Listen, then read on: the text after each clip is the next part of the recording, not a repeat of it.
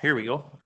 I get to. Oh, that's not falling apart already. And call this meeting to order at 9:30. And start off with our land acknowledgement. We acknowledge Athabasca County is located on First Nations Treaty 6 and Treaty 8 traditional territory. We respect and honor all First Nations, Métis, and Inuit peoples' connection to these lands, their history, language, and culture. Good morning.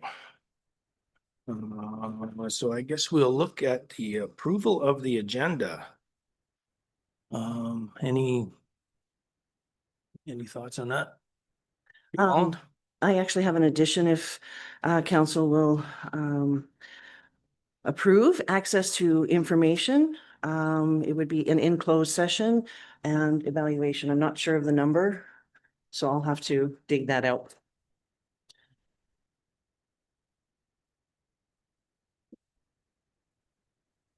Okay. Any more add-on solutions? Okay. Councilor Anderson has moved to approve the agenda as amended with the add-on of 9.2.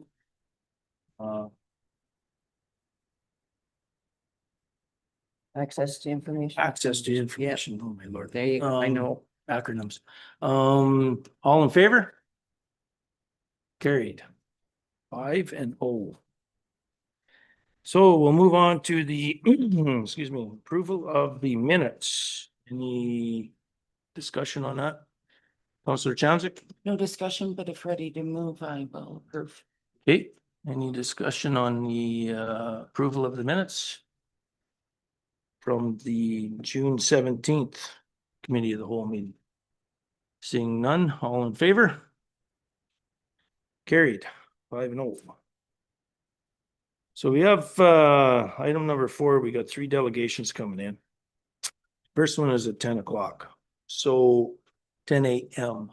Specifically. So I guess we will move on to 5.1. Page 46 of your agenda. And go into the CAO update 5.1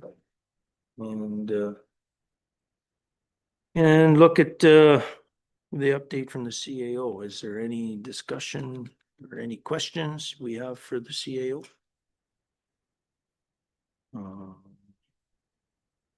Seeing none, looks like a very busy last couple of months.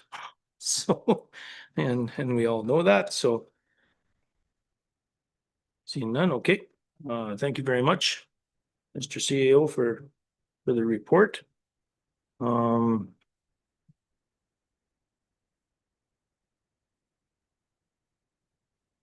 One thing I was wondering, municipal affairs training, has that taken up a lot of time for this training through municipal affairs, or? Mr.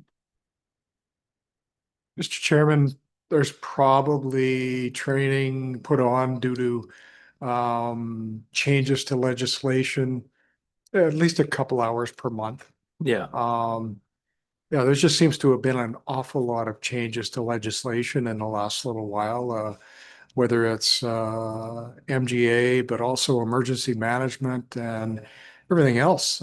So even though we're supposed to be getting rid of red tape, where municipalities are getting handed lots Yeah. of red tape. So whether it's that or some other ones where the access to information, and so that's a big change. So we had to take some training on that. So and I had to take a couple of tests. So yeah, it's ongoing. Progress is difficult. So a couple, 3 hours a month, I'll say. so there was even tests involved. There's a test. Holy Yeah. cow. All right. It wasn't the hardest test. Well, but thank you for taking that, because it keeps us on the know of what's happening in the Alberta government. So, which is all good. So, okay. Any other questions or comments or? Seeing none, we will move on to 5.2. Departmental updates, page 47. Page 47 of your agenda. So I guess on that, corporate services department update is the first one. So any questions, discussion? Counselor Anderson. Thank you. I just want to commend the administration for how much the balances do have changed over the last year. Like that's an incredible change. So thank you very much for all the efforts you guys have taken there. And I wanted to highlight that there are 83 small business subclass declarations as of now. And that really, I think, is a better reflection of how many small businesses we truly have in our Yeah. county and the importance of them. Thank you for that. I guess one question I have, I know we extended the timeline on the small business tax incentive or break. When does that end? Mr. Chair and members of the committee, that ended on August 11th. Oh, it's So already, it's expired now. okay, Yes. okay, no, thank you. Revolve. Thank you so much. Again, I echo, thank you, what Ashton Anderson had said to Councillor Ashton Anderson. It is impressive what we're seeing on these reports. I just had a couple of questions just for clarity purposes for myself.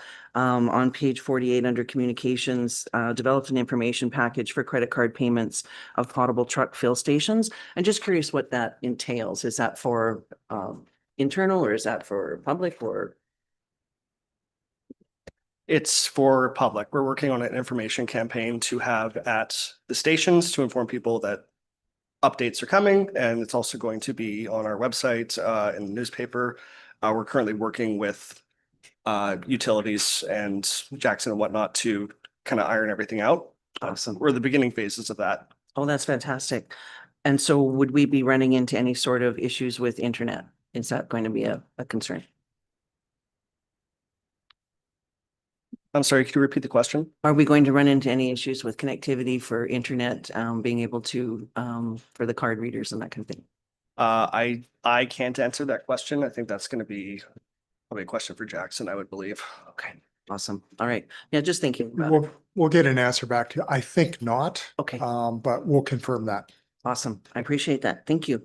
And I see, of course, disaster recovery is continuing. And, you know, we did talk about that in the past with regards to a reserve funding to cover some of these costs that don't get covered by DRP. So looking forward to that in the future for sure. And I think with that one, that's all I pretty much highlighted, other than to say again, thank you so much for the great reports. We sure appreciate these. I guess before we say too much, Councillor Cromwell is joined us. Good morning, Councillor Cromwell. Good morning. Councillor Gerlach, did you have a question? Yeah, I was just wondering, a new system policy for fire on call. Everybody's status. There's that. Can you turn your microphone on, Councillor Gerlach? I certainly can, and I do apologize. Repeating. Yeah, I just asked the question, it said created a new system policy for fire on call. I'm just wondering where we're at with that. Can you point out on which page that's? Oh, that you put right, that? it's on page 47 under payroll. Oh, that is for payroll and that is part of the module for Dayforce. So it's called policy. That's the term that Dayforce uses. So that's just the policy to bring on the paid on call firefighters. So it was just an additional module that we had to add on to the electronic payment system for salaries. So they're receiving their on-call payment? Yes, Oh, excellent. Good, thank you. you're welcome. Okay.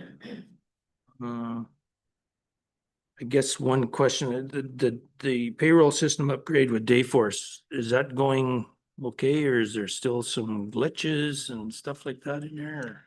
As far as I know, it's going okay. Wherever glitches we found where staff identified, we fixed them. Prior to launching it, we actually had a pilot group, mostly protective services staff and some of the directors where we tested it out. So if there were any glitches found then, they were fixed prior. But as far as I know, it's going well. Okay, okay. Thank you. Okay, so any other questions for the director?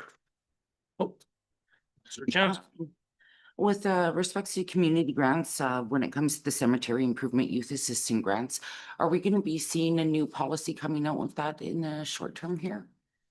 Mr. Chairman and members of the committee, yes, we've actually revamped the program, but we have yet to present it to the leadership team. Once we get feedback from the leadership team, our plan is to bring it to hopefully to the next committee of the whole meeting. That's what our plan is. So trying to bring all of the community grants under one umbrella. That's our intent, just to make it easier for our applicants and then provide a guideline online.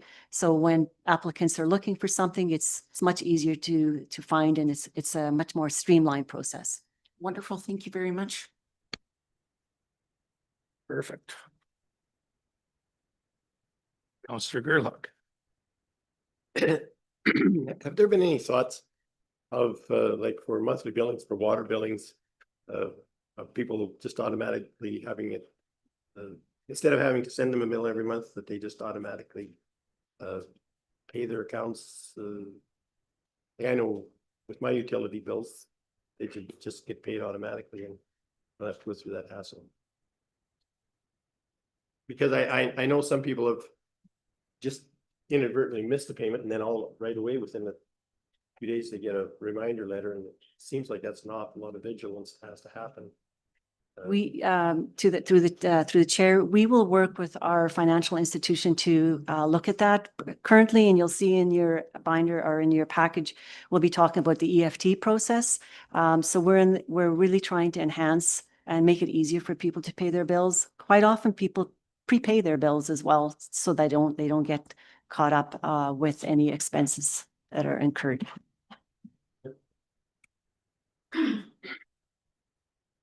I guess one question that's brought up in my mind is can we pay by credit card at these locations yet, or not? Mr. Chairman, at the truck fields? Yeah. No, it's not active yet. Oh, okay. That's But a it few come- things to figure out. And then actually I got an update on it yesterday, and then the hardware will be installed. Just some back end software and some Yeah. things. And then we've purchased everything and got it ready to install, and then that'll be the last step. Perfect. Thank you very much for that. That'll be a great add-on to the convenience of paying the bills instead of having to send the letters out, so. Okay, so, Counselor Cromwell. Thank you very much. CAO, you mentioned you have the hardware purchased. What is the kind of rough timetable for installation, and are they all gonna be done kind of around the same time? I did not get that ETA yesterday. I will find out, and I will report back to all of council. Thank you. Okay, so I think that's all the questions at the director, and great report. Thank you very much. Moving on to the next department, which would be Director of Community and Protective Services. Any discussion there regarding, Counselor Chamza? Yeah, I just want to note, I think it's really excellent to see within enforcement services actively working on unsightly properties. Great job by all. Yeah, perfect. Reeve Holland. Thank you so much. Just a couple of questions. As I was going through the report, it's great that there is one tax forfeiture property that's been sold. Two more it mentions are advertised for sale. Where are they being advertised? I believe on our website, and I thought we had put it in the paper for a bit as well. Okay. but just social media mostly. Okay, I did run through quickly on the website, but I couldn't find it. Is it more like in featured news or? I'm looking right now. Okay, I don't appreciate that. Yeah, just something to, and those are the ones, are we able to mention which location those are in? I think They're both in Rochester. both in Rochester. Okay, thank you. It mentions also on page 53, under land management, working with consultants on a new area structure plan and preparing for the public hearing. Is the area structure plan changed from the original presentation at the open house? Or are we able to talk about that here? Well, first reading has been done.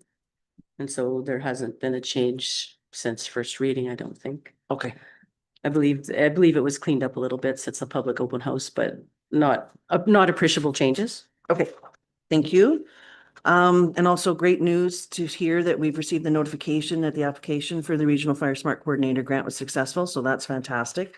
And looking forward to hearing more about that. Just going through a few things. I think that was, yeah, that's all. Thank you so very much. I actually have one more. Yep. Is it this one that, yes, it is. New home stats in the county. We're going through that housing assessment through the grant and that kind of thing. And just curious if there's a way that we might be able to get the stats on the new homes for 2025 that have been added to our county. Yeah, That'd be awesome. well, we usually do an annual, Okay, so but we can report that. that'd be amazing. Appreciate that. Thank you so very much. Any other questions from? Looks like on our subdivision and development permits and stuff like that is really growing great in Athabasca County. It's that is awesome to see. So seeing none, no other questions. Thank you very much, Wilkinson, for a great report. We will move on now to which page will it be? Page 67. Director of Infrastructure Services, Mr. Morton. Put you on the hot seat here. So do we have any, yeah, there. Do we have any questions for the director?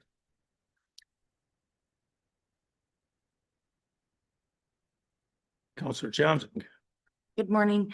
On the first page there, the fourth bullet point down, the welcome signs, does that include the foam core signs?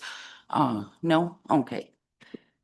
The foam core sign that I believe you're asking about is the one that's gonna be south on 63. Like it was ordered back in May, I believe, and they had indicated that it should be here in August, but we haven't heard any word yet. That's fair. I only have one other question. On page 68, the RFQ issued for the 2 projects. Is there a project end date or when that will be coming in? Near the bottom of the page, the third bullet point up.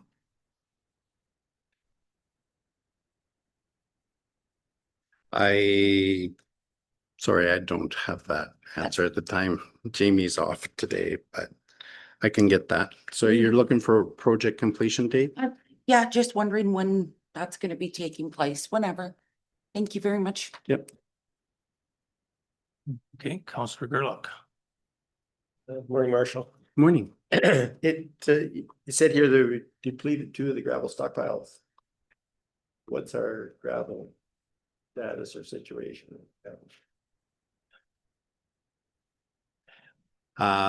So we will be discussing fairly soon with council. You know, a new plan on how we're gonna secure some gravel for the next 3 years. And during budget, you'll see some like options, I guess, to move forward with trying to obtain additional gravel supply. But right now we're sitting a little low for sure. Yeah, thanks. Councillor Johnson. So one last question on agricultural services, the third bullet point up.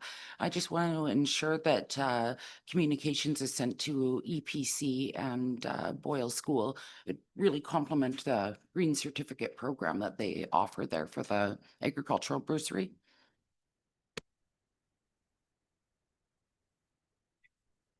Okay. Councillor Anderson.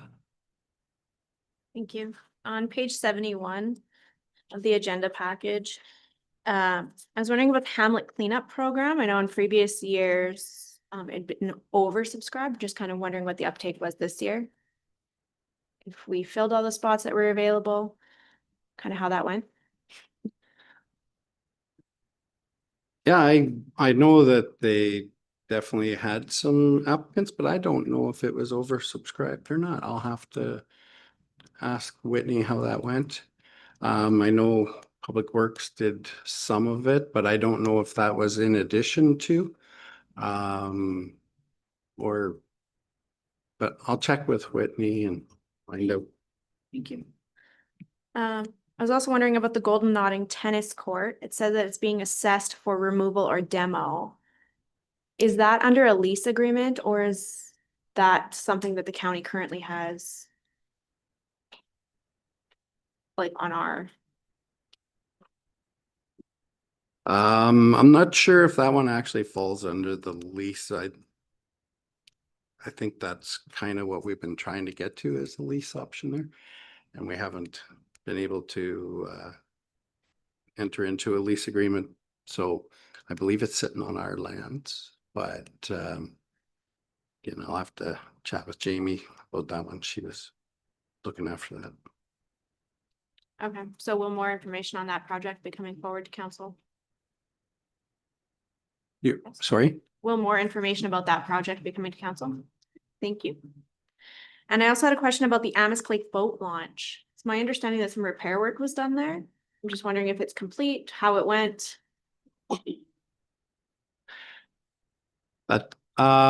So that's the one where we went out and we did a survey to see what the topography was off the end, see boats were catching at the end. And they did identify that maybe the best option would be to extend the boat launch even further. And they were going to start that work, but I'm not sure if it's been completed yet or not. I'd like an update on that one. If possible, just, it was my understanding that a contractor had been hired for that project, but I don't think council ever heard anything official about what was happening or when it was happening, so, thank you. Okay. Okay. Reeve Holland. Thank you so much. Thank you for the report as well. Again, kudos to everyone for the reports that are put in because this information is so valuable, not only for us, but for the public. And so I've got a few questions though, just so, the very first page on our big spread gravel program. I'm hearing a lot of really good things out there. Residents are extremely happy to see the gravel that's been laid and pretty excited about that. So, pass on our thank yous and their thank yous. Is there an estimated completion date on the program? I knew you were going to say that. It really is dependent on how many trucks we have. And currently we're doing much better. I think we're sitting around 11 trucks right now, including our own. We were up to 13 one day, but we have been as low as 4 or 5. So it's been a bit of a struggle, lots of breakdowns. Yeah, I don't really have a completion date for you. I believe we're finished in Division 5 now, or really close, but it's dragging on. So it's probably at least another month. Okay. All right. Yeah, I understand the problems for sure. Yeah. And I sympathize because it's not easy and the phone calls start ringing and all of those things happening, right? So no, I appreciate that. Thank you so much. The purchasing of the gravel, was there any, that's the second bullet point. Is there major budget implications for that? No, we've purchased from them the gravel from the stockpiles. Okay. So the rate is the same, so it won't have a significant. Okay, fantastic. Back to the signs. Just a quick question. I can't remember in our budget, was a foam core sign budgeted for Highway 813? It wasn't. The only foam core sign that I had in budget was for Highway 63 coming northbound. Okay, maybe something we can look at. It's the MD has beautiful new signs. Gorgeous. And of course, ours across the highway are looking a little behind time. So yeah, something we can look at for budget coming up if we're so lucky to be here again. Mentions also the Colleton derelict property in Lower McNabb has been cleaned up. I've been by there, of course, doing trail work. It looks fantastic. It's getting a lot of attention. So yeah, looking forward to seeing more on that one. I Are think, there- hang on there, Reeve Holland, I think, Director Hayward I- wanted to say something. Just Oh, I'm sorry. clarification on the 813 foam core side. Yes, Which location is that, northbound or south? that would be Outbound into the county. into the county from the MD. Okay. But is it on the north? Yeah, Yeah, it's on the southbound, Yeah. southbound lane. And they do have beautiful signs that they just actually put up Yeah. here this year. Hey? they're gorgeous. Yeah, they look really nice. Yeah. Sorry, thank you. You Yeah, betcha. no worries. Thank you. There are a few other, of course, issues up the road that people have been talking about just for your awareness. So, I've had a few phone calls on that of late because of the work that's gone on down in the area. People are asking if it will extend. So, to the other areas that are further up the road on the north of that particular property in Colleton that was just cleaned up. So, yeah, just throwing it out there for your awareness that phone calls are coming in on those other properties. Let's see. This is bridge maintenance repairs. Oh, that's right. Bridges on page 68. It mentions we currently have 9 bridges in various states of repair scheduled for maintenance this year. Are we able to get the locations of those bridges, please, just for our knowledge? Can do. Please, and thank you. And as well as the bridge culvert that was awarded to Prairie North Construction. Rough start date for mid-September. A location on that one too would be great, please. Can I give you that location right now? Sure. That's right by Kochers in Division 7. Range Road 181, 183. Yeah, Awesome. it's been in dire straits of being replaced for years. Gotcha. No, appreciate that. RFQs were mentioned on page 68 for issued, received proposals and awarded for 2 projects from BCA work requiring engineering studies. So Wandering River Fire Hall structural and geotechnical issues, and the ventilation of 3 bays in Wandering River Grassland Public Workshop. Is there a way to get a bit more information on what the structural and geotechnical issues entail at the Wandering River Fire Hall? Yeah, we can bring that back. I think that we went through the BCAs before, but we can bring that back. Just for, yeah, clarity purposes, I guess, and memory would be great. Or point me in the direction, I guess, of where to find it. That would be great. I think it's in an agenda package from a while back, but yeah, just from update there. And it also, noticed in the wastewater aspect on page 70, and I know we're getting close to 10 o'clock, so I'll try and hurry up here. Multiple clogs in the Wandering River lift station, and of course, the laundry list of items that were found in there. Is there any way to get more communication out to people? Like how are we handling some of those things? Yeah, I think there's all kinds of signage and everything It's that, out. I mean, obviously it's not residents, right? They're a lot more diligent, but yeah, I don't know what else we can do. I guess we could put out some more information, but I think everybody kind of knows what those items do to systems. They choose to not care, but To ignore that, yeah, it's difficult as it does add to the bill, right? As we all know. I have a few more things, but I don't know if you want to. Well, that's what I was gonna say. Maybe we should, because I have a few questions too. So There you go. I think Councillor Gerlach has a few questions. So this is gonna be an ongoing for a while. We don't want to let Mr. Morton out of the hot seat yet.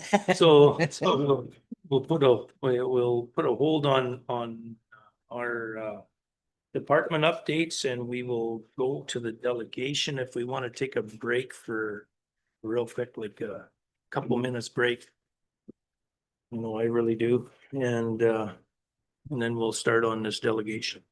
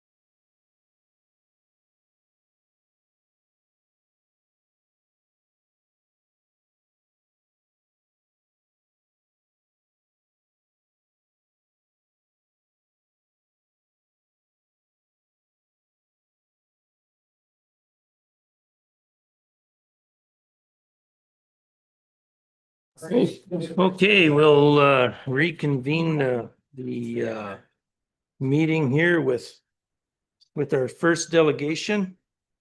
And it's on 4.1. It's on page 9 of your agenda. Authentic regarding the Boyle Fish Pond. And I'll go around and ask everybody to introduce themselves. So starting with Councillor Gerlach. Good morning, Joe Gerlach, representing Division 1, the Rochester Perryville area. Good morning and thank you. Thank you for being here and welcome. I'm Tracy Holland, Councillor of Division 5, which is east of Athabasca, as well as Reed for the county. Kelly Chamzik, Division 7 Grassland, Atmore, Prospita areas. Good morning, Ashton Anderson. I reside in Division 3, which is the Boyle Chasm area. Go ahead, Counselor Cromwell.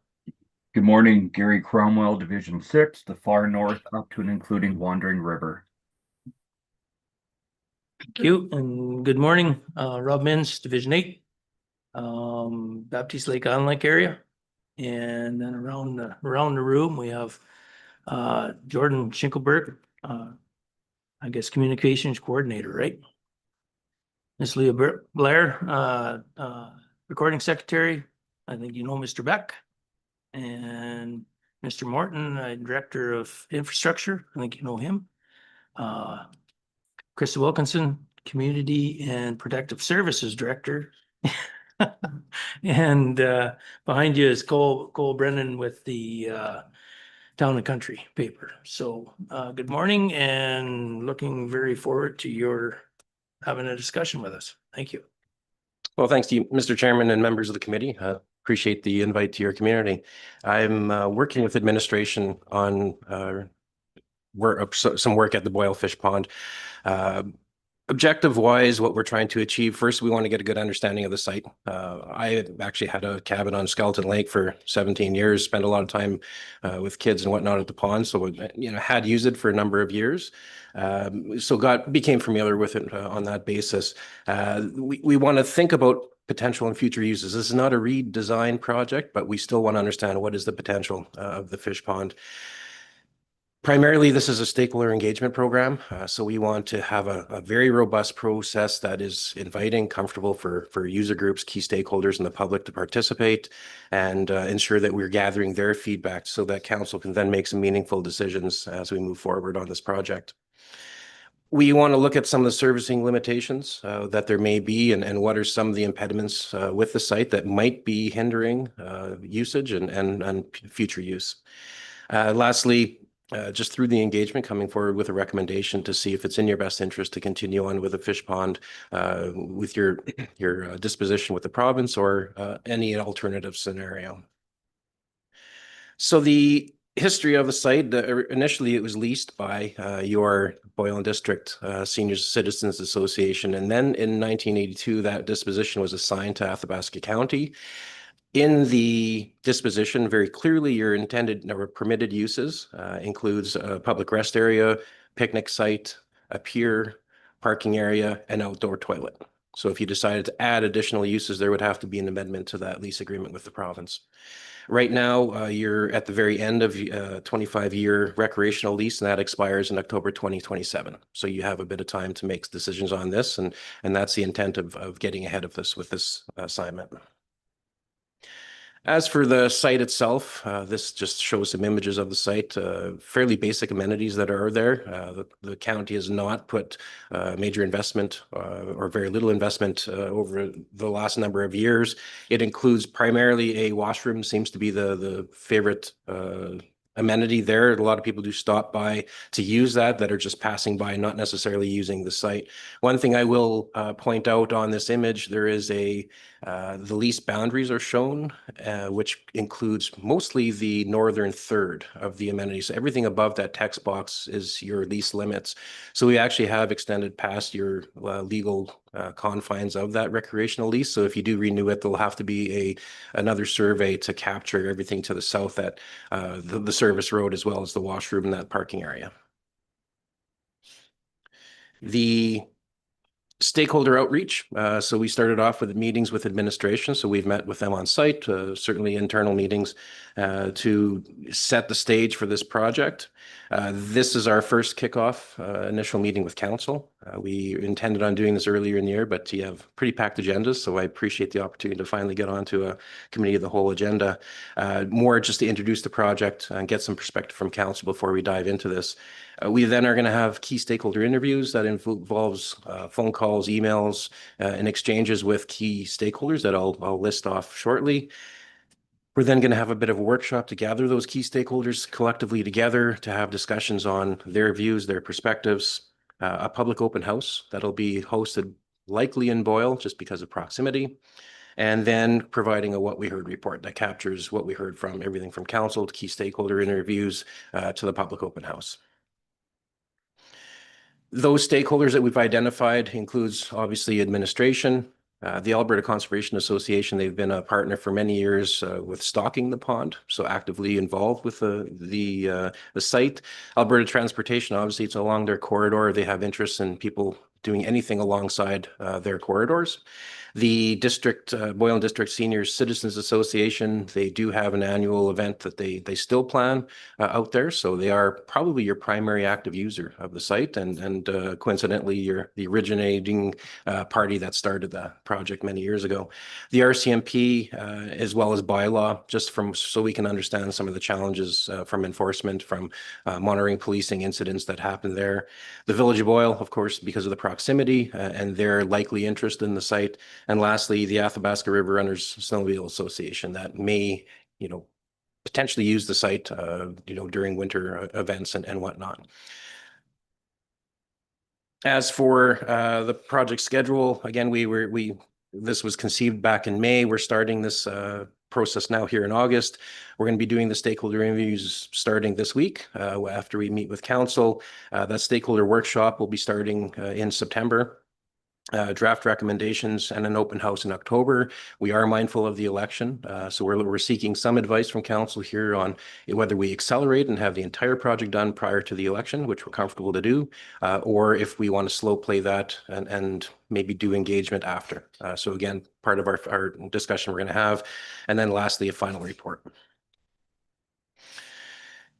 There are some potential alternatives, and these are probably the 6 likely scenarios that we'll be testing. The first is let the lease lapse. You'll then have an obligation to remove everything that's on the site and come to some terms with the province on what they would like to see the site left as, whether it's reclaim everything, walk away, but that's yet to be determined. Secondly, transferring the lease to another entity and walk away. Maybe we find another group, and that's part of the engagement, is to identify maybe there's a group that'll just take it on wholesale, they manage it and run it. Number 3, transfer that lease, but then develop some sort of a partnership, maybe financial, work in kind, some contribution from the county that you can collaborate, but the lease itself would then be in the name of another entity. The 4th option is renewing the lease, stay as the leaseholder, but then find partners as to maybe do some component, whether it's programming or operations or work in kind or seeking grants. Oftentimes, community groups can access grants that the county can't. So there is some benefit of bringing some stakeholders on board for initiatives like this. Number 5 is renewing the lease, leave it the way it is, status quo, and just keep the washroom clean and keep the site safe. Lastly, to renew the lease and then look at some redevelopment. And through this engagement, again, this is not a redesign project, but we are going to learn about, well, what could we have there that could maybe enhance or increase the use, if that is the goal. So with the why are we here today? We want to hear if there's any, early on gut feelings from council on where this project may go. Are there any other key stakeholders that are not on that list that you think we should be involving in this process? Are there any options that are just not on the table? Potentially, you may say, you know what, we would never expect another organization to take it on, so passing the lease on to somebody else is just not one of the 6 options. And lastly, the last point of discussion is to do with just the timing of the project.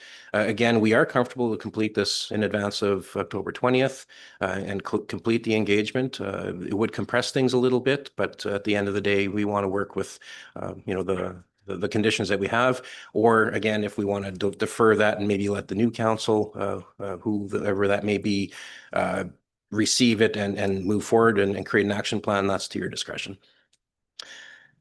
So I'll take any comments, questions, and happy to address concerns. Okay, well, thank you very much. I'm sure there is some discussion that council may want to throw some input in, and I'm sure administration wants to see us have a discussion. So, Reeve Holland.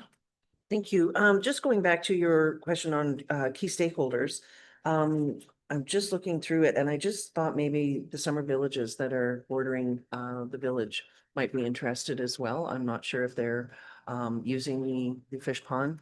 I know it's an important rest stop as well for folks that are traveling from north and heading down, although I don't know necessarily if they're stakeholders, but I would imagine it'll attract some attention there as well for everyone. Anyway, thank you so much for this report. It's extremely informative. Really appreciate the information that you've provided and understanding, of course, the DLO with the province. And when you mentioned we're outside of our lease boundary now, is that going to be a concern during this process at all with the province? Or they're okay with where we're at with that? I guess I'm concerned about that a little bit. Yeah, and through the chair, we haven't had outreach directly with the province on how we've kind of crept over time. I defer that to administration to see if there's been any discussion. Obviously, to build that extent of driveway, of lane, of parking area, dropping a washroom, there hopefully was some discussion. But of course, we're going to have to make good when the lease expires and when there's the renewal. So it'll just be a matter of a new survey. The actual use still fits within the current lease confines of what the permitted uses are. So it's just more the physical area that's changed. Okay, awesome. Thank you very much. No, I appreciate that. Looking forward to the open houses and listening to what everyone has to say about that. Thank you so much. Councillor Johnson. With that, when you're talking about the key stakeholders, have you reached out to any community organizations or stewardship associations, in and around Skeleton Lake, that type of thing? Yeah, and through the chair, we've not started that engagement process yet. The list that you see, on the previous slide is our first crack at it. Certainly open to suggestions. More the merrier. We have no problem adding, another dozen people if seen, by council and administration. So at this point, hasn't been part of the list that we've included, but again, happy to include them if we get the contacts. Just on Sunday, I was driving past there and I was surprised to see how many people were out there fishing and picnicking on the lawn, and it was a nice sight to see, and I'm looking forward to the open house as well. Thank you. Councillor Anderson. Thank you. Just wondering what your communication strategy is for the open house and kind of how many people you're hoping to see there. Yeah, through the chair to you, Councillor, we've prepared a engagement strategy, and I'd ask administration if they're comfortable to pass that to council. It outlines the strategies, the tactics we're going to be using. This is it'll be a traditional open house with stand-up panels, likely a couple of facilitators from my team as well as administration, soliciting feedback. We also have, we'll be launching an online survey that'll go out a week before, a week after, or potentially 2 weeks after, depending on the timeline. That'll be advertised through your corporate website as well as social media. So that'll be available for all area residents, certainly county-wide and outside of the county for that matter. So that's the outreach with the data collection. As for the event, traditional open house, ideally we can be out on site if the weather looks favorable. It's always nice to be able to throw up a tent, but we'll find that you won't get as many people willing to, they'd rather walk to the co-op than go to the site itself. Again, we're going to gauge it closer to the period whether we think we need to do 2 events, maybe one in the afternoon on site, one in the evening within one of the communities in Boyle. To be determined. But tactic wise, traditional open house, ideally, we see 50 people. That would be excellent. For a project of this nature and considering the size of the community, that would be a high number of attendees, I would say. Good. Okay, well, that sounds very exciting for the open house and that Councillor Gerlach, you got any question? No?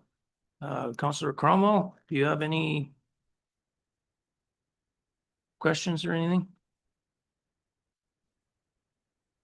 Seeing none. Yeah, I'm looking very forward to actually the open house myself, just to see what the feedback's going to be from the area residents and people using it and what they feel about the fish pond. It's been there for a long time, so to walk in there and say, no, we're done, we're out of here, is the wrong way to go, but at least get some good feedback and a better understanding on how we should possibly move forward on it will be exciting. So you betcha. So I don't know if there's anything else you're looking from, Reeve Holland? The timing, so whether or not we want I to guess so, yeah. deal with that within our council or kick the can down the road to the new council. And so it's a little bit of how the council feels about dealing with this. Go ahead. I'm just, sorry, I'm just, sorry. Yeah, no, that's me. Mr. Cherry. Yeah. Yeah, I'll weigh in here. I think it's one of those things, exactly, it's over 40 years old. It's one of those things that, you know, as much as I would love to deal this to just because, you know, we are involved. I would like to make sure that all residents' and stakeholders' voices are fairly heard on it as well. So, I mean, that would depend on your timing and, you know, what you feel would be acceptable, but I mean, kind of here and there, being able to wait if that's what is needed, then I suggest that's what we do. So I guess in the long run, do we want to think about the timing, or do we want to say right now what the timing is, or do we want to make this decision? Okay, Councillor Anderson. I think trying to drag it out and wait till middle of winter to do public engagement on a fish pond is probably not the way to go. I think if you can do it in the fall, if possible, it's, you know, most people still have memories of using it in the summer, or they've had the opportunity to go out and look at what's there before it's covered in snow or before it's frozen, that kind of stuff. So I don't like the idea of fast tracking it, but at the same time, I do think that the timing is important because it's more of a seasonal use spot. The Councillor Cromwell. Thank you. I agree that it should be done relatively soon.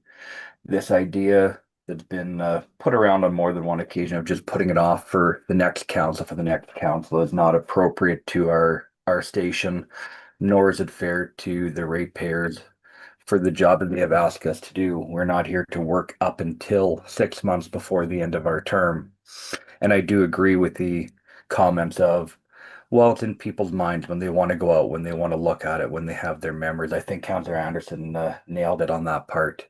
So I definitely agree with that assumption and would like to see it done as quickly as they can get it done. I guess the biggest thing with the timing, if I could cut in there, is not only for the open house and the meeting with this key stakeholders, it's also the timing of the decision. I think you're trying to maybe get out of council right now, is that, do we want to make a decision on this before the election, or do we want to put it to the next council after the election? I think that's the key ask there too, right? Am I wrong? Yeah, to you, Mr. Chairman, that's correct. The engagement's going to happen in September, Right. Regardless. So that will, you know, be complete. It's just then a question of making the decision. The decisions may be everything from what are we doing with the lease? You have 24 months to make that decision. So there's no rush on that. Will there be a short-term investment in your capital budget for 2026? Another question that likely it'll be the next council that would be looking at your capital for next year. So making the decision itself, there's no pressure there. It's just, again, whether this council wants to receive it and accept it as information, or if they want to defer it. But again, the engagement would be complete in the short term. Okay, yeah, and I agree with that. Get the information, and then we'll make a decision at that point in time of whether we move it forward quick or if we move it to the next council. So, okay. But yeah, no, it sounds like everybody's in agreement to the scope of the project and everything, and get the open house going. So perfect. You betcha. Thank you very much for coming and joining us today and giving us a look into this, and it's great information to have. So thank you very much. Thank you so much, everybody. Okay, maybe we should take a 10-minute recess. And we'll come back at 25 to 11 and be able like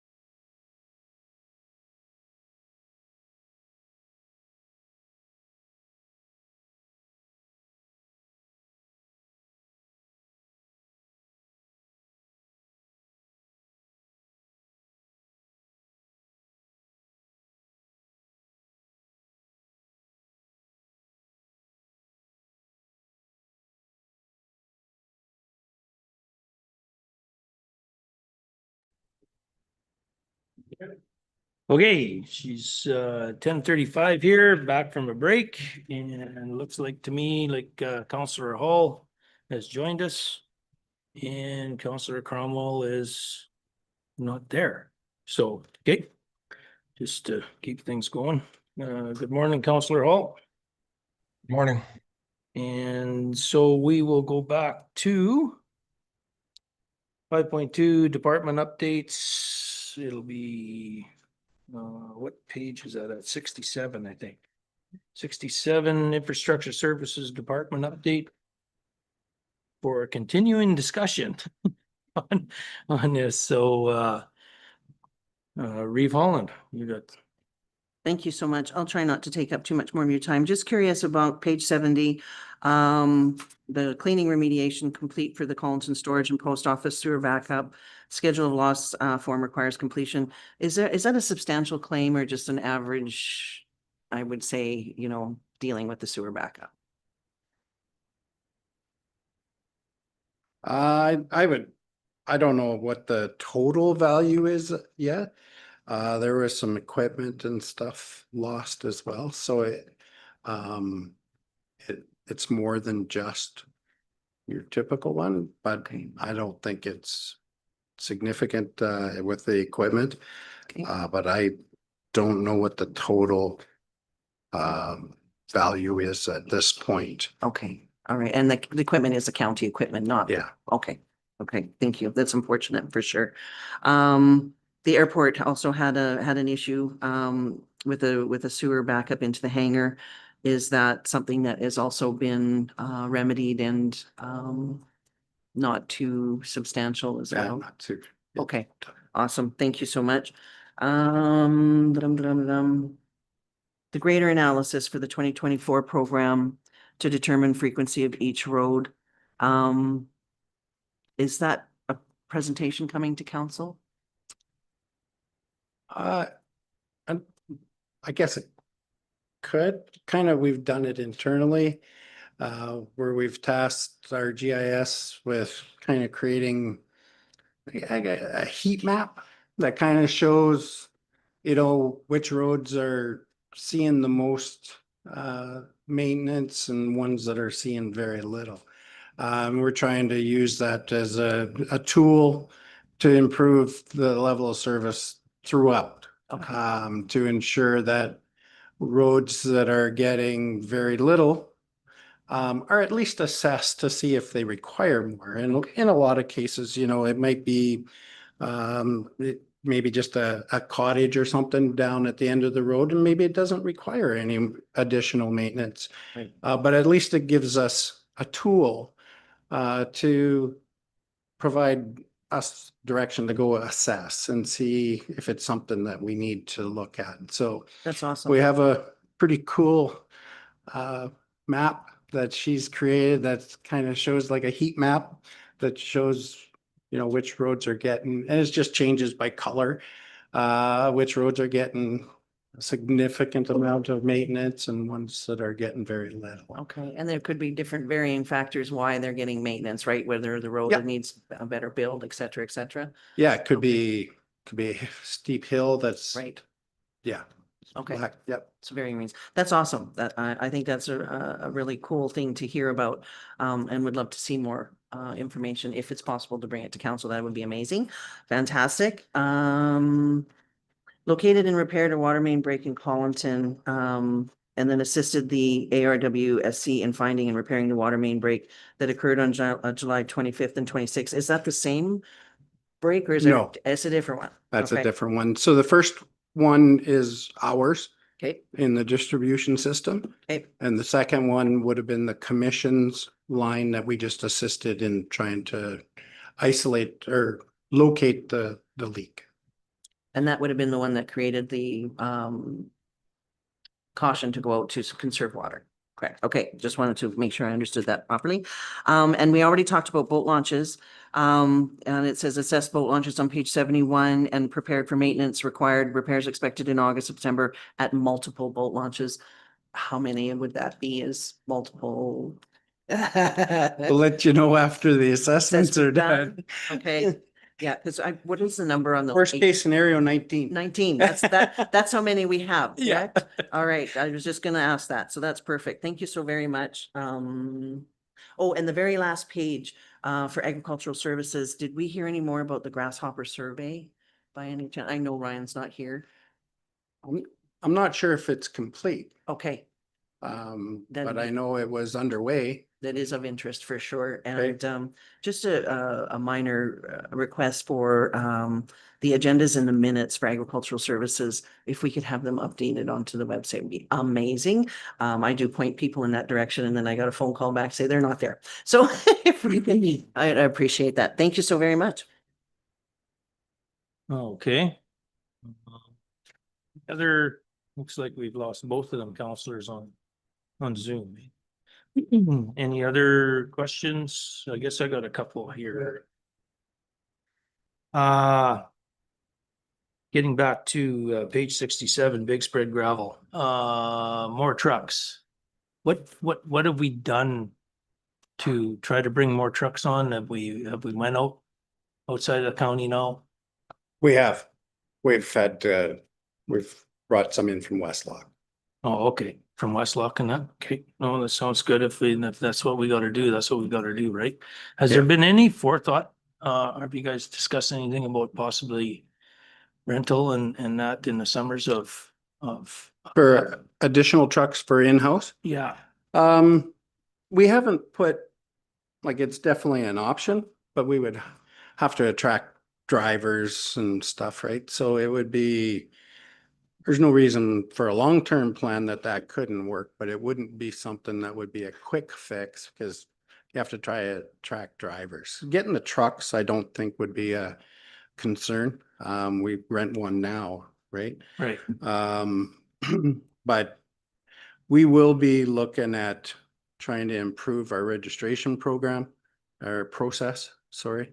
We're gonna look at trying to have registration early in the year and create a process that, you know, is a little less onerous for right at the beginning of the program. To me, I don't know why we wouldn't just do it in January or February instead of waiting to just before the program, so. okay, And Mr. Chairman, we'll probably bring back a discussion item on that and the policies that affect that program, because there are policies that will tie our hands a little bit and yeah, I don't see those constraints in some other counties that their main objective is to get the haul done as quickly as possible for as efficiently as possible. And our hands are a little tied by current policy, so we'd like to discuss that. yeah, and I totally agree with you regarding these policies and that, because when them policies were instated, we had trucks coming out of the woodwork, right? And I remember hauling with 20 trucks and having a $5,000 quota and fighting over who is number one and stuff like that. And now we're down to begging people to come on and all that stuff. I know it.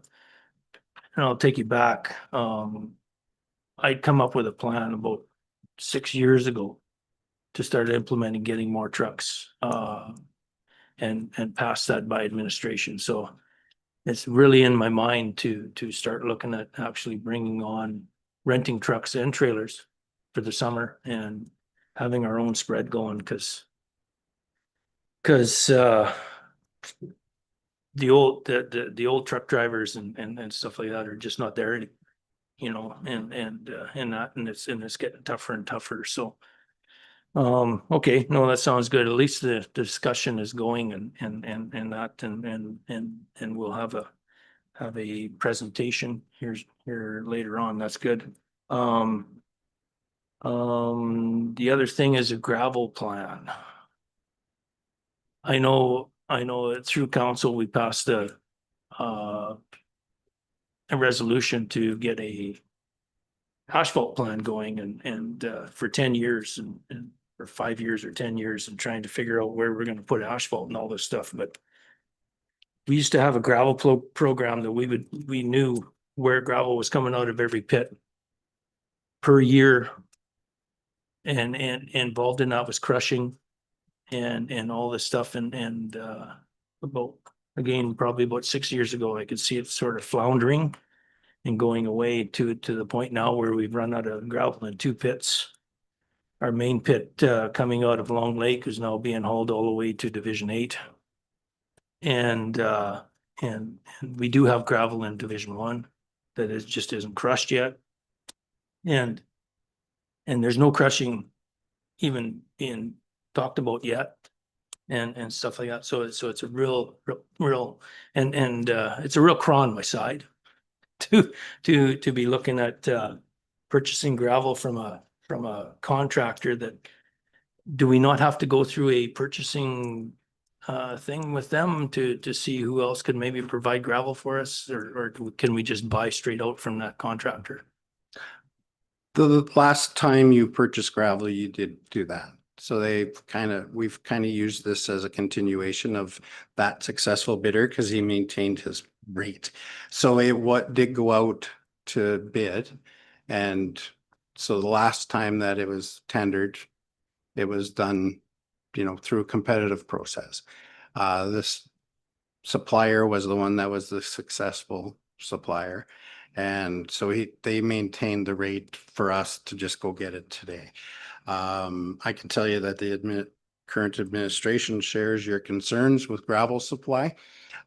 We will be having, actually, might have to have a discussion fairly soon about getting another contract out for gravel supply. Until we have additional gravel pits identified and secured that we own, because I believe we should have as many as we can. We will have to utilize third-party supply. So we would be looking at going to that, to a tender, open competition for that for a 3-year term with an option to extend for 2 is what we're looking at.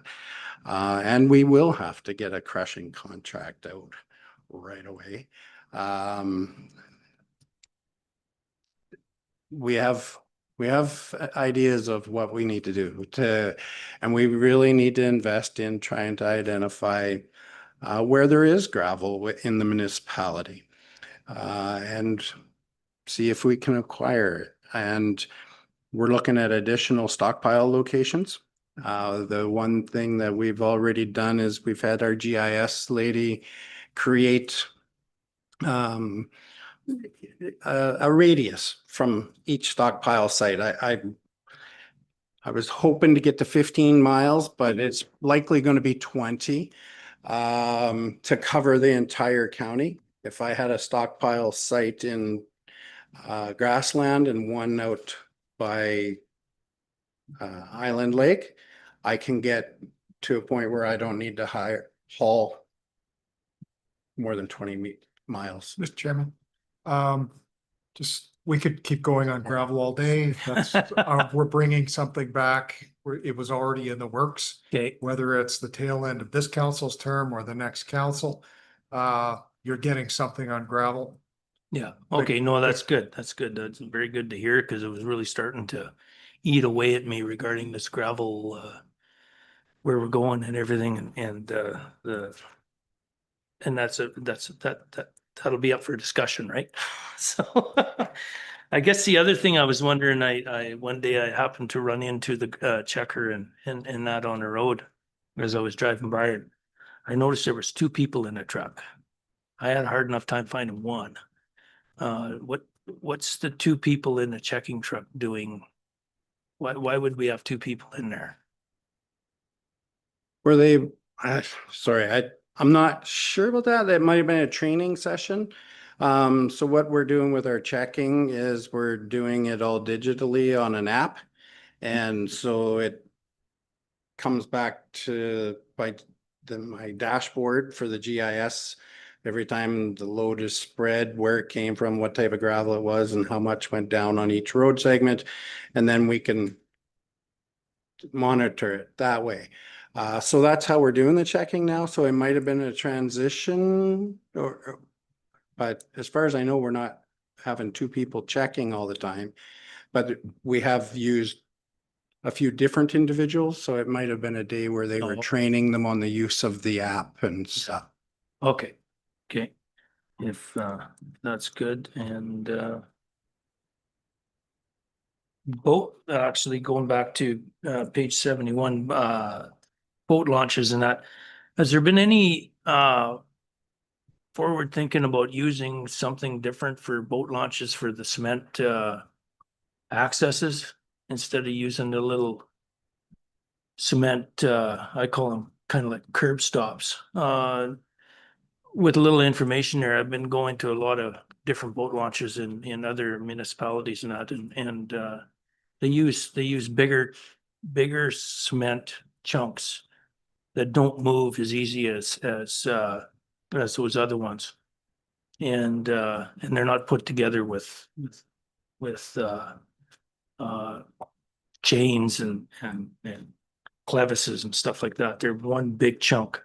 It takes a little bit more to put in there, but I do have pictures of some of them. Not, it's just something that instead of trying to put these little curb stops in it, I call them, and join them together and then filling in the middle with gravel, one long chunk of cement would be, to me, is way more efficient than that. So I was just wondering if there was any more, if there's some forward thinking there regarding using that.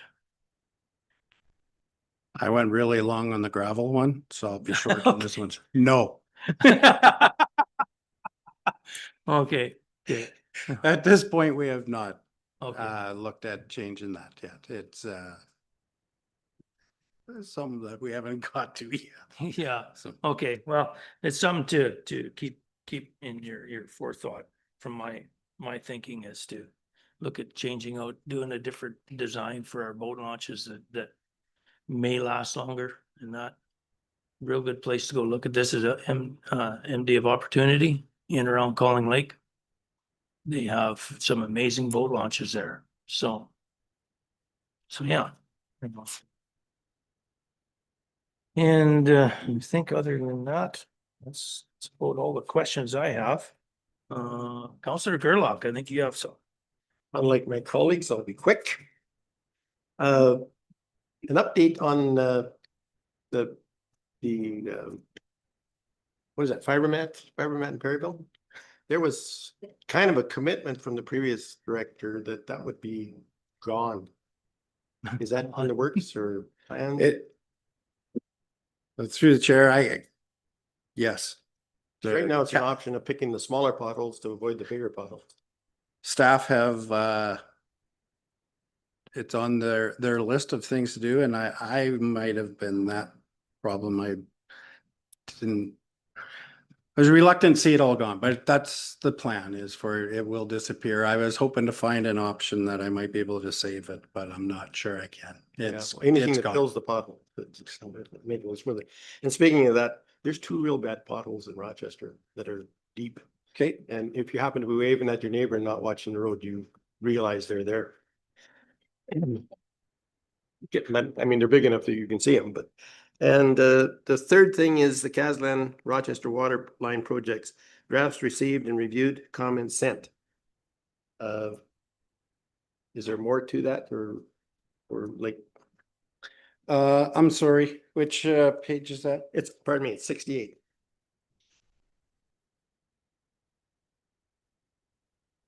Is there, it said drafts received and reviewed. Oh, so I think this is that project they were working on to review, maybe whether a feasibility study. So that means she's done a administrative review of the draft and provided feedback to the engineers on their draft agreement. Is what Good. I just didn't understand what it was. Yeah.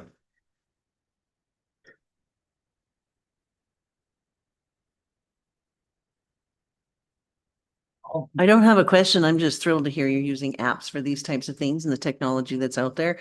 But are you having issue with connectivity in some areas when dealing with those apps? We're merely trying to highlight the cell phone issues that we have in this community.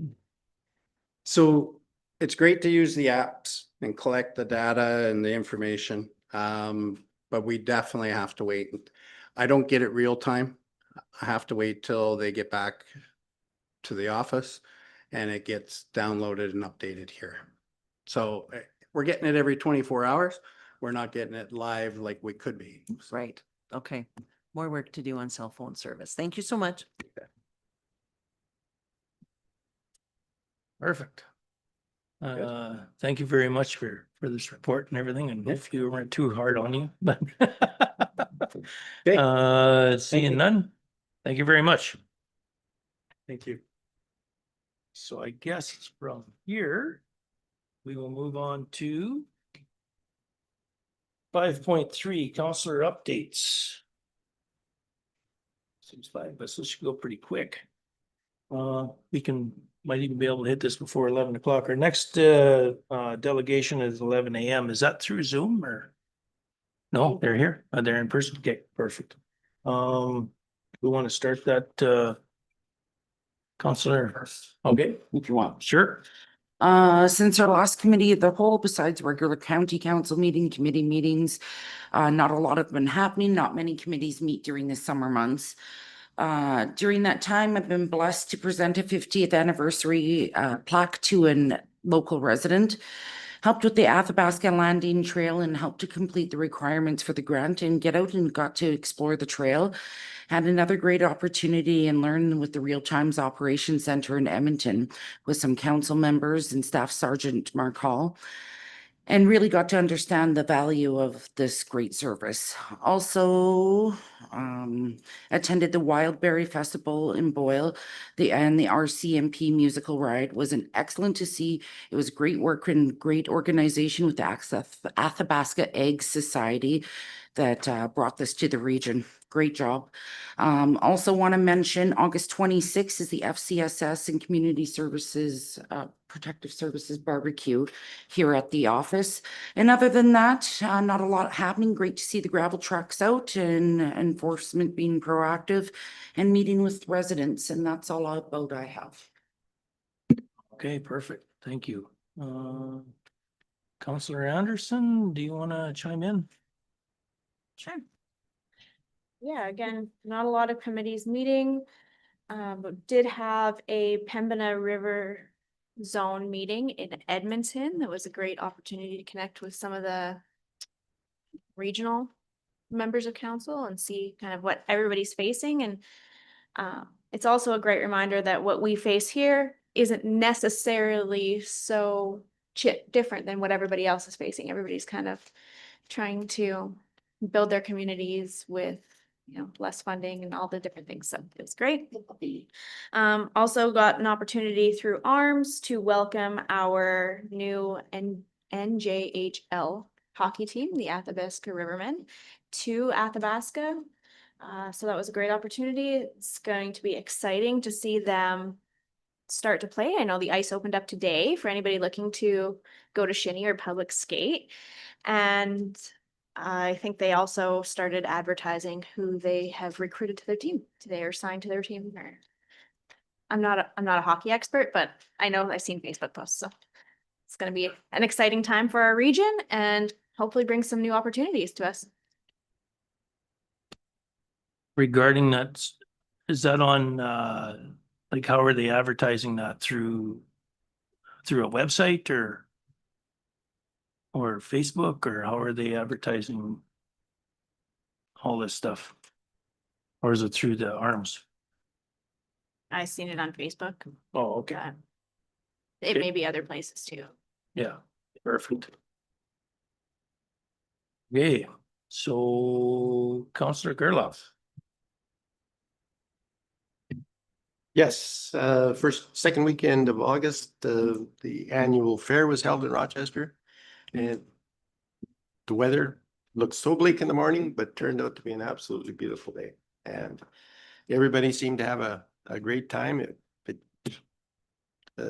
For the small number of volunteers that provided the opportunity, it was a great success as far as I can see. Also, I'd like to announce that we've had some rainfall in the area. which we seem to be missing. It went around us continuously. And the grader operator got out on the roads with a little bit of moisture, and now people are driving the country roads to try and avoid the pavement. So the roads are beautiful. He's just doing absolutely excellent job. And there's not too much other than that to report right now. Oh, and I'm going to make 2 presentations this week for 65th anniversaries, which are always a joyous occasion. So I'm looking forward to that. Perfect. I guess it's 11 o'clock. Maybe we should break and go to our next delegation and then come back to the reports. So.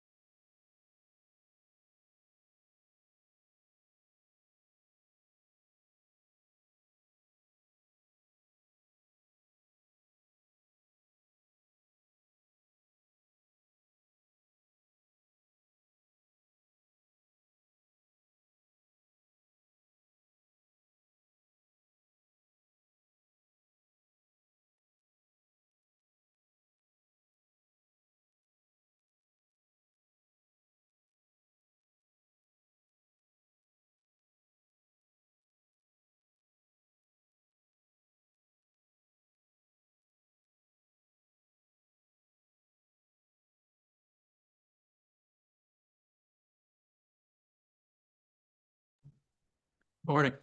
You betcha. Welcome, and you're from Cube Investment Management? I am. And we'll go around and introduce ourselves, and then we'll get you to introduce yourself and let us know the information, and then the mic is always, you can turn it on with the button there whenever you want to talk. You turn it on and that, eh? Okay. We got one counselor on by Zoom, but okay, we may as well start with Counselor Gerlach. Good morning. My name is Joe Gerlach, Division 1, Athabasca, Rochester Parish. Thanks. Good morning. Thank you for being here and welcome. I'm Tracy Holland, Counselor for Division 5, which is east of Athabasca as well as Reeve for the county. Welcome, Kelly Chamzik from Division 7, Grassland, Atmore, Prospita areas. Good morning, Ashton Anderson. I reside in Division 3, which is the Boyle Castle area. Counselor Hall. Brian Hall. I reside in Division 4, which is Forfar, South Athabasca area. And good morning, Rob Mins, Division 8, Baptiste Lake Island Lake area. And around the room, we have Mr. Schinkelberg, Communications Coordinator, Recording Secretary, Miss Leah Blair, Miss Shawty Ambley with Director of Corporate Services, Bob Beck, that is not with us right now, but he will come back, and Cole Brenham with the Town and Country paper. So, and on that note, you can go ahead and, So I just hold down, pardon me? just hold down and speak on here? Nope, just as soon as the red light's on. Okay, you're perfect. good to Yeah, go. thank you very much. I'm Wyatt Lins. I'm an associate portfolio manager at Cube Investment Management. It's a portfolio management firm stationed in Edmonton, but we service all of Alberta. So I do have 2 presentations prepared today. One is economic outlook. It'll take about 5 to 7 minutes. We offer it to our municipal clients. It's kind of a breakdown of the economy, how it's currently unraveling with tariffs, inflation, interest rates, kind of the main economic drivers, how it's impacting Alberta, specifically Northern Alberta and the residents here, which I think will be of benefit to the council. And additionally, after that, we'll have a general presentation that we give kind of giving more about our municipal investment services. So before I get into it, I did meet with Adil, I think in November, December, before he departed. And the kind of the agreement moving forward was we were going to meet again in March to discuss further about our municipal investment services. But since that he is no longer here, I did reach out to appear as a delegation. That's part of the reason I'm here today. But I'll move into the presentation. So in terms of an economic outlook, there's three main areas which I think the council would want to be familiar with. So the first is inflation, the second being interest rates, and the third being international trade. Those are the main three drivers that really are going to be evident in terms of the macroeconomic impact on the national level and also on the provincial level. So in terms of inflation, the main indicator of inflation is called Consumer Price Index, which is essentially a basket of goods that gets repriced every month to see how much it's changed. As you can see, we had a pretty significant spike there in 2022. On the presentation, I don't know if you have it in front of you, but there was a pretty significant spike from the influx of cash flow that the Bank of Canada had during COVID. And because of that, that price of goods rose significantly. And in order to combat that, the Bank of Canada rose interest rates significantly to try and taper down that inflationary level. So moving forward, in terms of inflation, we've seen that decrease significantly over the past 2 years. However, there are increasing and decreasing catalysts moving forward, the most important one being tariff pressures. So in terms of tariffs and how they impact prices, when a tariff comes across a border, the business is most likely going to add on that additional tax to the consumer and increase their prices. So the businesses are not exactly feeling that cut. Most of it's going to be felt by the consumer itself. So that's why you may have seen products increase in price recently. An example of this area may be farming equipment. A lot of that is created and processed and built in the US, like John Deere products, and they come across the border. And depending if it's USMCA safe or not is dependent if it will be tariffs. So United States, Canada, and Mexico have a trade agreement. If your goods are, I believe, 75 to 80% sourced within your country, then it's tariff-free. However, if it's not, then it is tariffed. And that tariff is what is causing the inflationary pressures we're going to be seeing here probably in the next 6 to 12 months. Similar to what happened with COVID, they had an influx of cash come to the economy. No one was quite concerned about inflation. 12 months later, inflation was quite rampant.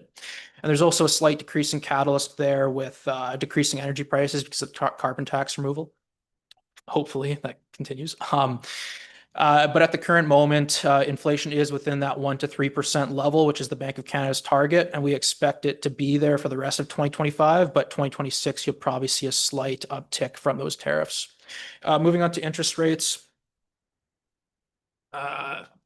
As you can see there, the Bank of Canada had it all the way at 5% in July 2023, and they tapered it all the way down to about 2.75%, and that policy rate is kept steady. As of right now, the Bank of Canada and the governor of the Bank of Canada have stated that they're waiting to see how tariffs kind of unfold, but the general consensus among the major economists at the big 6 Canadian banks, along with other economists across the globe, is that Canada will be cutting from that 2.75% policy rate, probably down to 2.5 to 2.25. What this means for council is they're most likely to see more attractive financing in the later half of 2025 or early 2026, because that's when the rates are expected to be cut. Right now, the Bank of Canada is kind of holding steady because they want to see how the tariffs unfold, but the general consensus is there's still going to be some cuts. So in terms of international trade, this is the most important part. So on March 4th, there's 25% tariff that was put on most Canadian goods, along with 10% on energy, everything that is not included in the USMCA trade agreement. And then March 13th, Canada responded with a 25% tariff on about $30 billion of US goods that are not part of the USMCA. And I wasn't able to get the updated PowerPoint in time, but recently, August 1st, the US upped from 25% tariff to 35% tariff.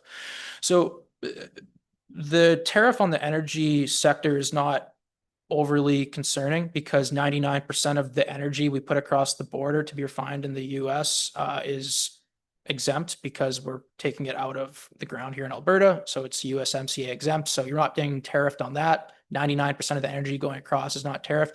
What would be tariffed are things that we bring over from, say, China or any other European country, create here and send over. However, that doesn't mean there are not indirect effects. So even though that our energy and most of our goods are not being tariffed, there's still indirect impacts. So what that means is even though that their tariffs aren't directly impacting it, energy producers in the area may be more risk averse in creating new projects. Energy prices are dropping. They may not want to commit to large capital projects if that's the case. And also, when you have inflationary pressures on other goods, they often leak into even those that are tariff-free. So it affects the entire economy. So even though there's not a direct impact, there's still an indirect impact. So based on tariffs in the past, what we're going to be expecting to see is an economic slowdown. So you might see a slight contraction in GDP, reorganization of trade. We've already started shipping oil and gas to different countries, China and Europe. And then you might see increased prices in Canada as suppliers are passed on to the consumers. So the impact on residents of Northern Alberta in the energy sector, probably not a significant impact. You might see a slight leak. So into the inflationary pressures of the energy sector, no direct impact, as I said, but you're most likely going to see energy producers being less apt to have new projects, reorganization of trade. So everything's going to be a bit of a growing pain here for the next 6 to 12 months. And then in terms of farming, machinery coming across the border, you're most likely seeing increased prices on that as well, which is going to be higher operational costs for farmers. And also there's a lot more volatility in terms of crop prices because of this, making it a bit uncertain on what the profit margins will be for farmers in the area. So the takeaway for this economic presentation is that if tariffs continue, there will probably be a slight contraction in GDP, a slight increase in inflation. Northern Alberta may experience a slight decrease in jobs if energy prices keep pushing down and energy producers are less optimistic on projects. Canadian farmers may experience higher input costs, more fertilizer, equipment. And lastly, Bank of Canada is expected to probably modestly reduce rates by the end of the calendar year, possibly 2026. So that's the end of my presentation. I wanted to make it short and sweet because with the 15 minutes, I did want to get into the proposal because that is the main part of my presentation, but I'd be happy to answer any questions about the outlook afterwards. So Cube Investment Management is a registered portfolio management firm with Alberta Securities Commission. We currently manage over $400 million. We've been around since 2000. And most of our work for the last 2 decades has been with retail clients, so private individuals. And then we slowly moved into business owners, endowments, foundations, and over the last couple of years now institutions. And we are looking for institutions which were underserved and that could be had a market that we could fit into. And one was municipalities. So last year we sat down, the 6 of us who are registered portfolio managers at Cube, and we decided, okay, well, is there room for improvement in the municipal investment space? And after reviewing MGA Section 250, Alt Reg 149, and we looking at past performance of municipalities, we came to the conclusion that there was room for improvement. And we did want to break into the space for 2 reasons. One is there's really only a few providers in the municipal investment space. You have ATB and a few of the major banks. And then, so we did want to add additional competition to that. And the second was we did notice, this is not specific to Athabasca County, but other counties and MDs had market losses over the last 4 years because of the rising interest rates and the lack of interpretation of yield curve movements. So we saw a lot of municipalities actually sell at losses, which is quite concerning given that it's taxpayer funds. So we are, just a bit more information about Cube. We are trusted fiduciaries, so been around for 24 years, coming on 25 now. We don't hold our investments in-house. We hold everything at National Bank of Canada. They're our custodian. The reason we use that is because they do provide additional level of protection and safety for our clients. And we can only transfer money to and from our client's bank account. I'm sorry, that says Newell. It's supposed to say Athabasca. My apologies. But we are only at liberty to transfer investments to and from our clients' accounts. We can't move them to any other investment accounts. Council administration can monitor investments at any time using our third-party software system Index. We're very transparent about our performance. You can see daily performance, monthly performance, yearly performance, annualized, what we bought, what we sold, interest, everything is completely transparent. We also send out statements quarterly through snail mail, along with a very more chunky annual presentation as well. There's no locked-in contract with Cube, so if Athabasca County were to invest with us the next day, your CAO reached out, said, hey, we want everything moved. There's no exit fee. There's nothing like that. We move everything to wherever you want it. It takes us 3 to 5 business days. We keep everything liquid. We don't like anything being locked in. We do have a dedicated research team in-house. So we have 4 research analysts, and they're the ones who provide information to the Cube PMs for us to make decisions. A bit about the Cube PMs as well. I didn't touch on it very much, but there's 6 of us. 4 of us have master's degrees. All of us at least have a bachelor's. 4 of us have CFAs. The others have CIMs, CFPs. 2 of them, one has CPV, the other one's working towards CPV. And the 6 of us together do have 60+ years of investment experience, which is pretty good considering Carl and I are very much on the younger side of that. And we have been crafting bond portfolios for over a decade. So we've only been in the municipal space for about a year, but the difference between a fixed income portfolio for a municipality versus an endowment is seamless. It's basically matching the cash flows, liquidity needs, and the risk tolerance of the entity to their portfolio. And I can jump into this later, but we do have a reference if you would like. The first municipality we onboarded was the town of Spirit River. Steve Jack, the CAO there, has said he'd be happy to serve as a reference. We've been managing them for a year, and we've tripled their benchmark, which is the Canadian Bond Universe Index. So their performance has been quite strong. So the objectives when investing for municipalities is three-part rather. The first is to protect the county's principal investment. That is first and foremost the most important for us, especially given that we saw municipalities, not Athabasca County, but other counties and MDs selling at losses over the last 4 years, which was concerning. So the first thing we want to do is protect that principal investment so that if you ever do need to liquidate, it's never at a loss. Ideally, we can't control the markets, but we can position ourselves in the best way possibly. Second is to outperform inflation. This is more suited to Athabasca County. I did take a peek on the financial statements, and I do believe you're in short-term deposits. Short-term deposits and GICs essentially are built to mirror inflation. That's what the Bank of Canada sets them at. Is ideal is around probably 2 to 3% is what you've been getting historically over the last couple of years. It's probably even better because Bank of Canada rose. Now you're probably seeing that drop down for your short-term deposits because Bank of Canada is decreasing because of the inflationary pressures that are decreasing, which I talked about earlier. So what we want to do is outperform that inflationary metric, because if you're performing with inflation, there's no additional purchasing power that could be used for capital projects, additional cash outflow. And I will touch into it later how we do outperform. And the third is to create a tailored strategy. So we are onboarding our second and third municipalities right now. Each one has a very specific mandate that's different than the last. Every municipality is one that's reflective of their cash flow needs, their liquidity needs, their risk tolerance. It's a direct representation of the county. We use 5 main classes of investments for our municipalities. The first is a high interest savings account. It's a liquidity tool. And the reason we use that is simply because we don't want to be selling at a loss in case interest rates do come into a very adverse situation. You do need cash at a very timely manner. With a high interest savings account, there's no price attached to it, so there's no risk of ever selling at a loss, which can't be said about other investment products. The second is government corporate bonds. We set these up to mitigate reinvestment risk.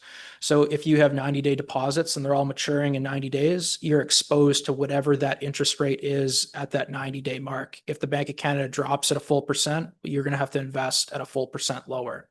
We want to mitigate that. So we Right now, our bond strategy for one of our municipal clients is a 10-year ladder plus a longer term bullet. So that long-term ladder with staggering maturities of bonds only means when, say, interest rates drop in 2 years, you might only have 1 or 2 bonds expiring in that low interest rate environment. So you're not going to get dinged with having to reinvest your whole portfolio at that low interest rate. Auto callable notes, flex GICs, and market-linked GICs are used to mitigate low return risk. This is where we outperform inflation.